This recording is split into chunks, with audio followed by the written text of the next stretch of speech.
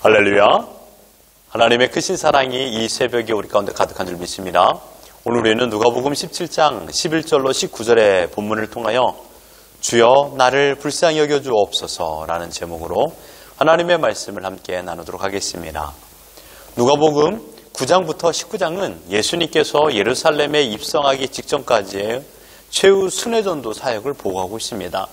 예수님의 최종 목적지는 어디일까요? 예루살렘이었습니다. 11절을 보시면 예수께서 예루살렘으로 가실 때라고 했습니다. 주님이 이 땅에 오신 목적은 하나님의 뜻을 이루기 위하여 이 땅에 오셨습니다. 그 뜻과 목적은 십자가의 죽으심으로 인류를 구원하는 구속사역을 완성하는 것이었습니다. 오늘 본문은 10명의 나병 환자의 치유 및 사마리아 출신 한 문둥병자의 감사에 대한 사건으로 기록되었습니다. 예수님께서 예루살렘으로 여행 도중에 사마리아와 갈릴리 접경 지역을 지나시던 때였습니다. 사마리아와 갈릴리 사이의 경계선 역할을 하고 있는 곳은 바로 이스라엘 골짜기였습니다. 이 지역 한촌에 들어가셨을 때 아주 유명한 나병 환자 10명을 만나게 되었습니다. 이들은 무리를 지어 다녔기 때문에 동네 모든 사람들은 알고 있었습니다. 10명의 나병 환자가 멀리 서서 예수님의 행렬을 보고 소리치며 예수님께 긍휼을 호소하고 있습니다. 13절을 보시면 우리를 불쌍히 여기소서라고 하고 있습니다. 여러분, 이 짤막한 문장이지만 인간이 할 수 있는 가장 위대한 기도가 바로 저는 하나님께 긍휼을 구하는 기도라고 생각합니다. 우리를 불쌍히 여기소서. 어찌할 바를 알지 못한 자들이었습니다. 당시 모든 의사도 포기한 자들이었습니다. 심지어 자신들도 썩어가는 몸을 보면서 절망만 늘어날 뿐입니다. 여러분, 인생에 있어서 가장 힘들 때가 언제일까요? 소망이 보이지 않을 때입니다. 절망만 보일 때입니다. 이때가 살아갈 수 있는 모든 힘이 기력을 다 상실하는 것입니다. 주 앞에 나와 가련한 몸을 보이며 외칠 기도는 다른 게 아닙니다. 주여 우리를 불쌍히 여기소서. 이것은 우리의 기도문이 되어야 됩니다. 주님은 10명의 환자들의 음성에 응답하셨습니다. 제사장들에게 가서 자신의 몸을 보이라고 명하셨습니다.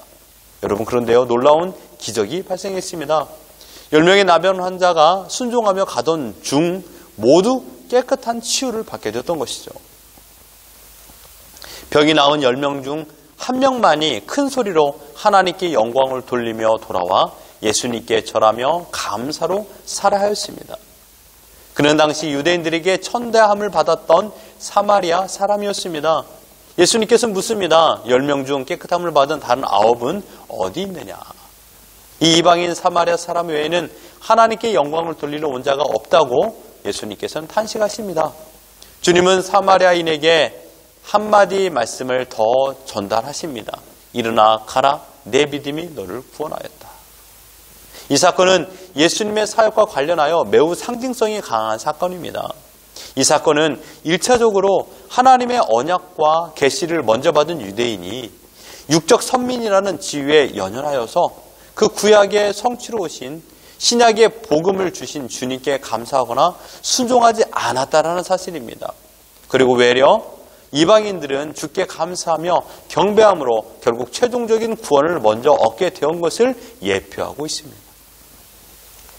그리고 궁극적으로 많은 사람들이 복음의 은혜를 접하게 되었지만 그 중에 대다수가 다시금 세상으로 육적인 즐거움을 향하여 나갔다라는 것입니다. 여러분 생각해 보십시오. 10명 중 9명. 그들이 나음을 받았을 때 제일 먼저 어디를 갔을까요? 자신들이 하지 못했던 육적 만족인 장소에 가지 않았을까요? 부모를 만나거나 친구를 만나거나 또한 때로는 자기 원수를 만나기도 하겠죠. 또한 자기의 즐거움을 향하여 향락의 장소로 갈 수도 있었을 것입니다. 그 가운데 단 한 사람만 그 은혜에 감사하여 주 앞에 돌아왔습니다. 많은 사람들이 예수님을 믿습니다. 그 은혜를 누립니다. 자신의 부족함과 연약함과 간절함을 호소하며 예수님을 찾아왔습니다. 체험을 받았습니다. 예수님께서 체험을 주셨죠? 그리고 어떻게 됩니까? 그 체험으로만 만족하고 하나님께서 베풀으신 구원을 바라보지 아니한 채 세상으로 돌아간다는 것입니다. 그래서 더 악한 모습, 더 타락한 모습 속에 살아간 자들을 우리 주위에서 많이 보게 됩니다.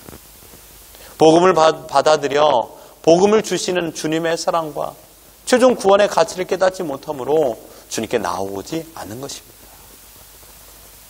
이것이 오늘 본문의 전반적인 내용입니다.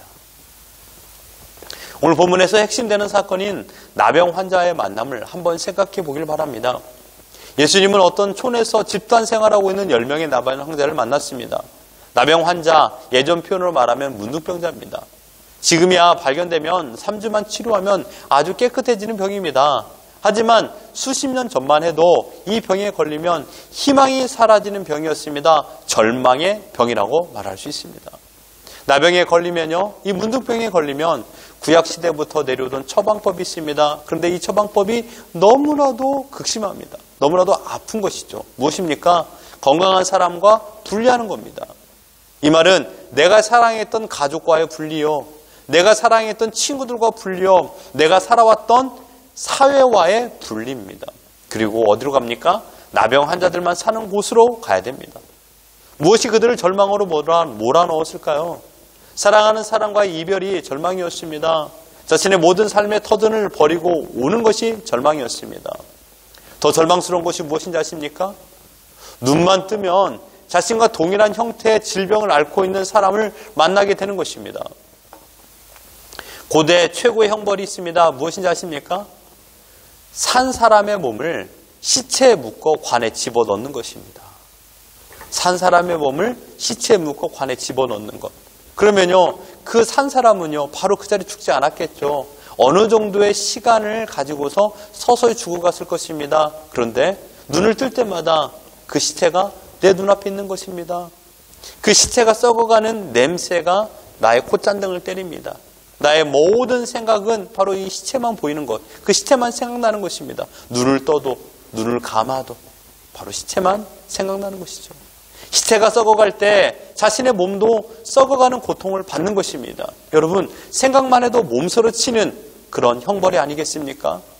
어쨌든 나병 환자들의 고통은 자신의 몸이 썩는 것도 있지만 매일 보는 사람의 모습이 내 모습이라는 것, 이제 내가 이 모습처럼, 내가 이 사람처럼 손가락이 없어질 것이고, 내가 이 사람처럼 눈썹이 없어질 것이며, 내가 이 사람처럼 코가 없어질 것이고, 내가 이 사람처럼 입술이 없어질 것이다.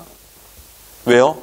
처음 온 사람은요, 그 중에 오래된 사람, 10년 된 사람도 보고 있고, 7년 된 사람도 보고 있고, 3년 된 사람도 보았던 것입니다. 서서히 절망적으로 소망이 사라지는 인생을 사는 것입니다. 성경에서 예수님께서 많은 이적을 행하시지만 그 가운데 많은 지면을 할애하는 것은 단연코 문둥병자, 나병 환자를 고치는 장면입니다. 인간은 아무리 노력해도 소망을 찾을 수 없는 절망에 드리워진 인생을 살아가는 자들입니다. 자신이 어떤 죄를 짓고 있는지도, 또한 죄의 형벌이 얼마나 가혹하고 무서운지를 모르고 고통을 모르고 살아가는 자들입니다. 예수님이 아니면 해결이 없는 존재임을 밝히기 위한 것을 우리는 이 성경을 통하여 알 수 있습니다. 하지만 예수님을 만났던 모든 자들은 어떻게 되었습니까? 3살이 돋아났습니다.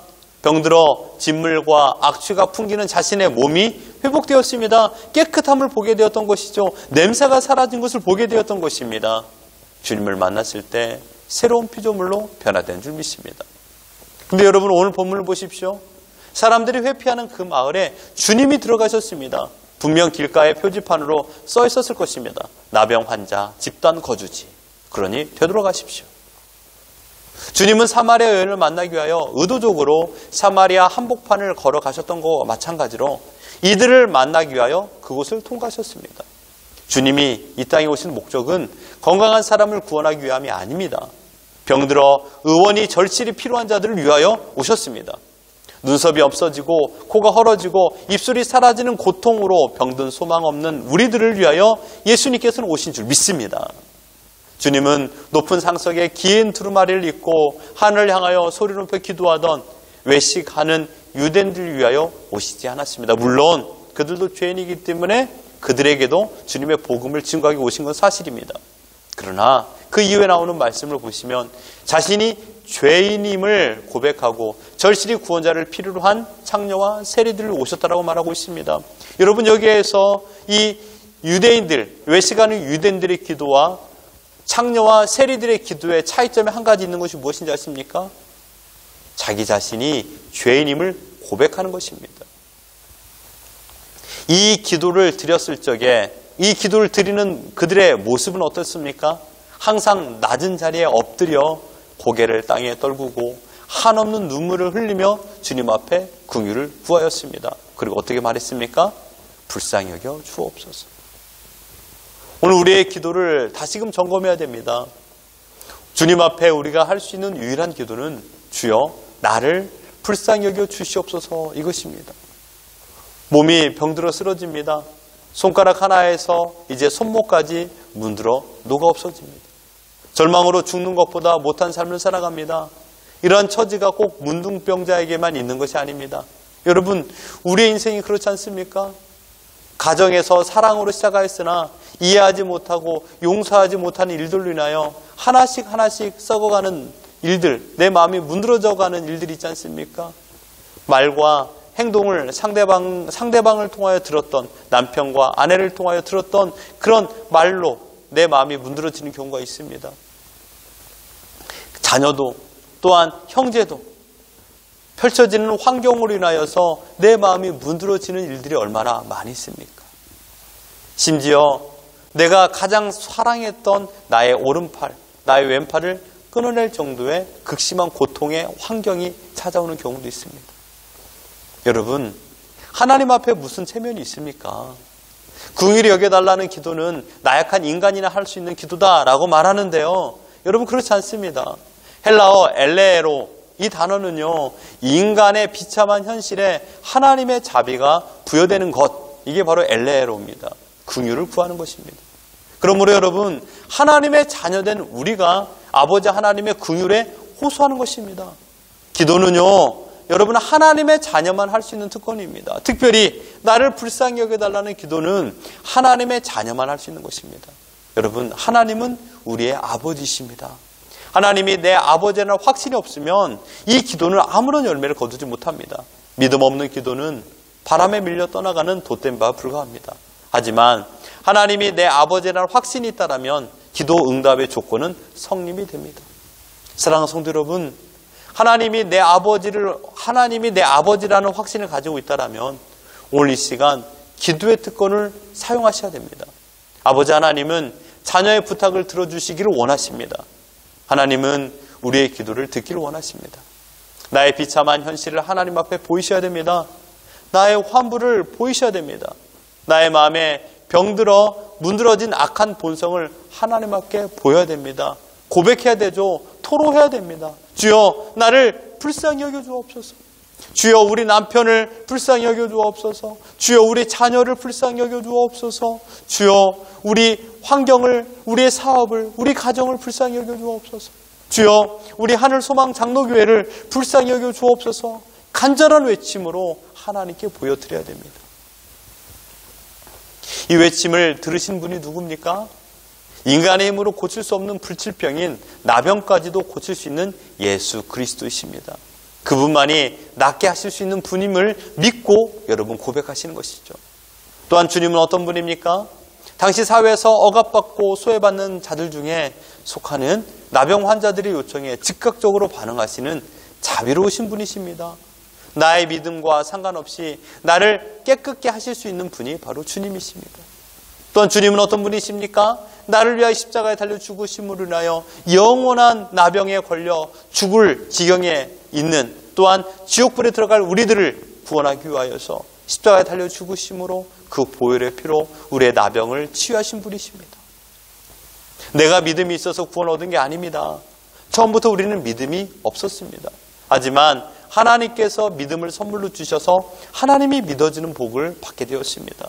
그래서 우리는 하나님을 아버지로 고백하며 하나님께 나를 불쌍히 여겨달라는 기도를 할 수 있는 것입니다. 이 사실을 완성하기 위하여 예수 그리스도께 십자가에 죽으시고 부활하셨습니다. 주님은 나의 전부이십니다. 주님은 나의 사랑이십니다. 주님은 나의 친구이십니다. 주님은 나의 목자이십니다. 주님은 나의 포도나무이십니다. 주님은 나의 생명을 주관하신 분입니다. 여러분, 우리는 순간을 살다 갑니다. 수천 년을 살 것처럼 계획하지만 우리에게 정해진 연수만 사는 존재들입니다.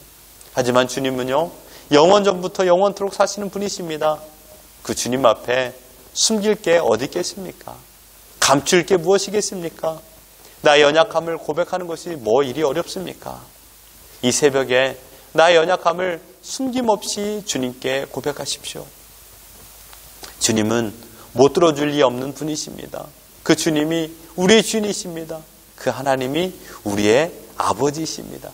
그 주님 안에 형통을 누리며 우리의 기도에 응답을 준비하고 계신 하나님께 우리의 모든 아픔을 호소하며 주님의 치유와 회복의 은혜를 경험하는 우리 모두가 되기를 예수 그리스도 이름으로 축원합니다.